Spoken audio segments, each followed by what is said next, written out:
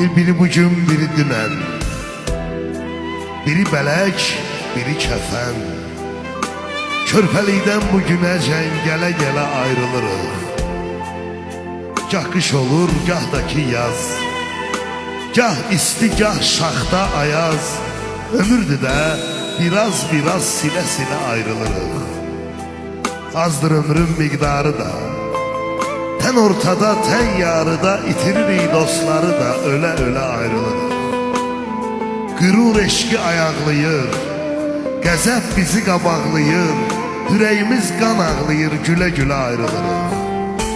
Bu gözlər necə birləşib, səadətim fikirləşib, bir gün o gözlərdən düşüb gilə-gilə ayrılırıq. Neçə xoş gün verdin mənə, neçə xoş gün verdin mənə, minnət qoydum dənə-dənə. Səni qınamıram, sənə çatmır hələ ayrılırıq.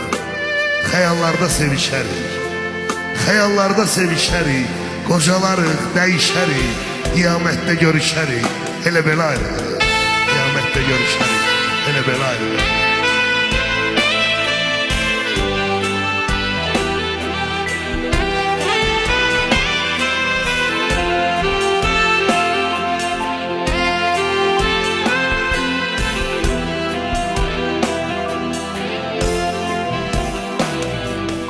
Tək qalanda qorxuram mən, amandır tək qoyma məni.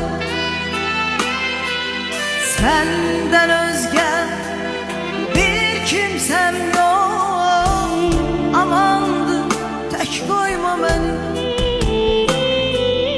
Tək qalanda qorxuram mən, amandır tək qoyma məni. Sən